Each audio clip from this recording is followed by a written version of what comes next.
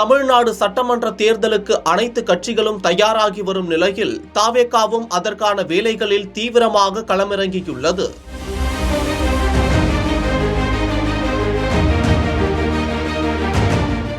தமிழ்நாடு சட்டமன்றத்தின் பதவிக்காலம் விரைவில் முடிவுக்கு வரவுள்ள நிலையில் விரைவில் தேர்தல் அறிவிக்கப்படலாம் என்ற எதிர்பார்ப்பு நிலவி வருகிறது. இதனால் தமிழ்நாட்டின் அத்தனை கட்சிகளும் சட்டமன்ற தேர்தலுக்காக முழு அளவில் தயாராகி வருகின்றன.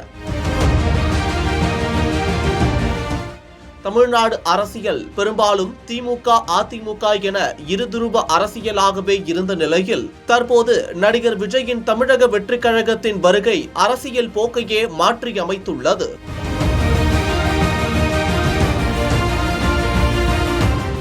இருவரும் கட்சிகளுக்கு இணையாக தாவேகாவின் நிகழ்ச்சிகளுக்கு பொதுமக்கள் வருகை தருவது அக்கட்சியை முக்கியத்துவம் வாய்ந்த கட்சியாக மாற்றியுள்ளது. மேலும் தமிழ்நாடு முழுவதும் கட்சியை வலுப்படுத்தும் விதமாக நிர்வாகிகள் நியமனம் தொடர்பான அறிவிப்பும் தாவேகா சார்பில் வெளியிடப்பட்டு வருகிறது. இதனிடையே தாவேகாவுக்கு தேர்தலில் போட்டியிட பொது சின்னமாக விசிலை ஒதுக்கி தேர்தல் ஆணையம் உத்தரவிட்டது தாவேகா தொண்டர்களை உற்சாகத்தில் ஆழ்த்தியுள்ளன.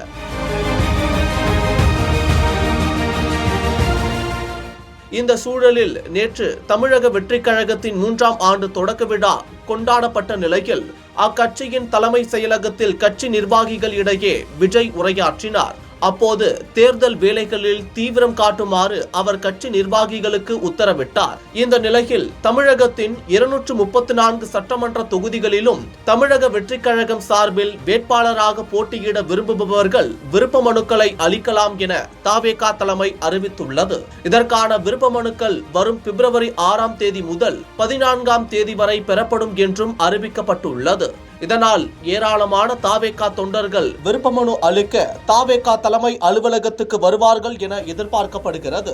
அதே நேரம் இந்த அறிவிப்பில் புதுச்சேரி சட்டமன்ற தேர்தலுக்கான விருப்ப மனு குறித்து எந்த அறிவிப்பும் வெளியாகாத நிலையில் புதுச்சேரியை தாவேகா புறக்கணிக்கிறதா என்ற கேள்வி எழுந்துள்ளது.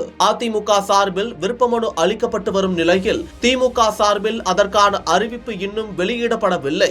இந்த சூழலில் திமுகவுக்கு முன்னர் தாவேகா சார்பில் விருப்ப மனுக்கான அறிவிப்பு வெளியாகியுள்ளது என்பது குறிப்பிடத்தக்கது.